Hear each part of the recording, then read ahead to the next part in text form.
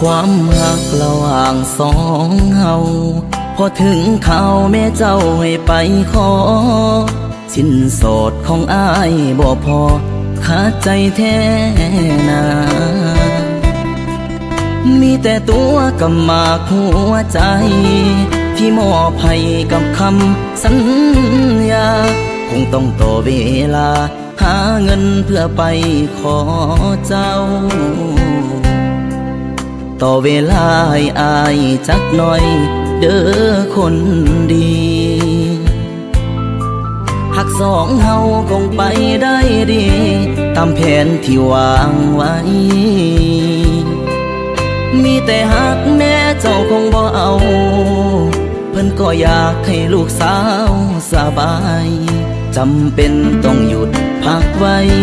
พักใจสู้ข่าว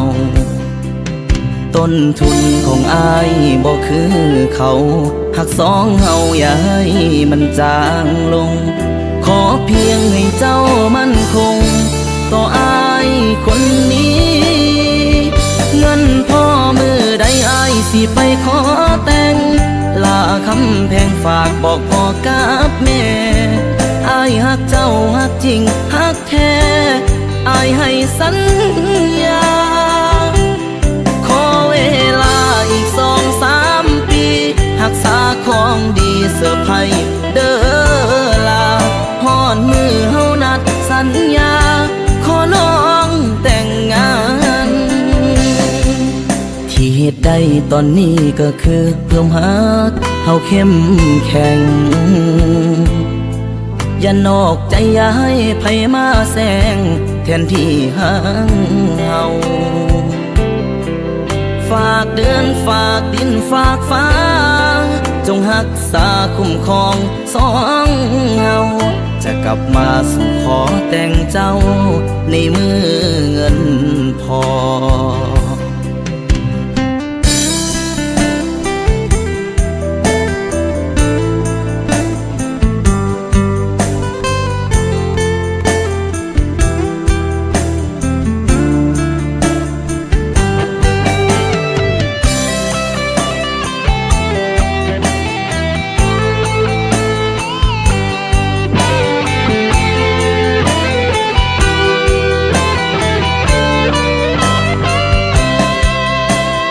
ทุนของอายบ่คือเขา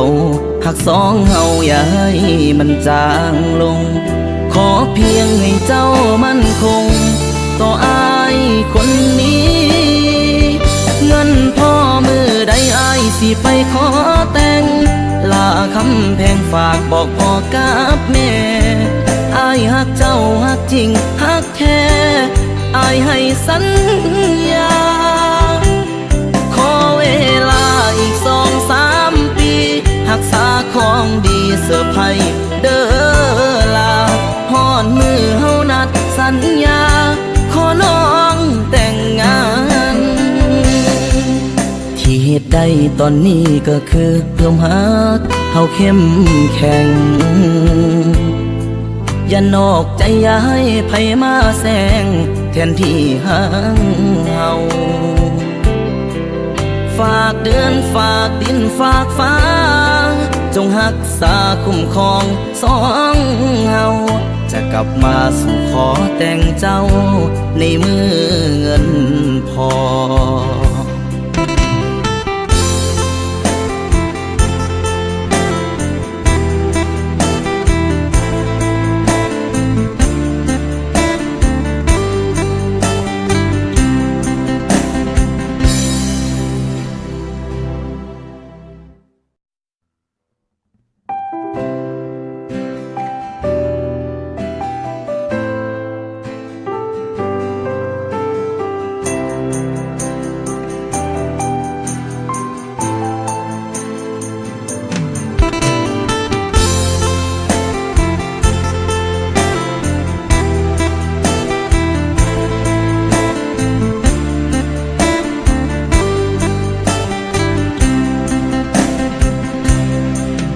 ความรักระหว่าง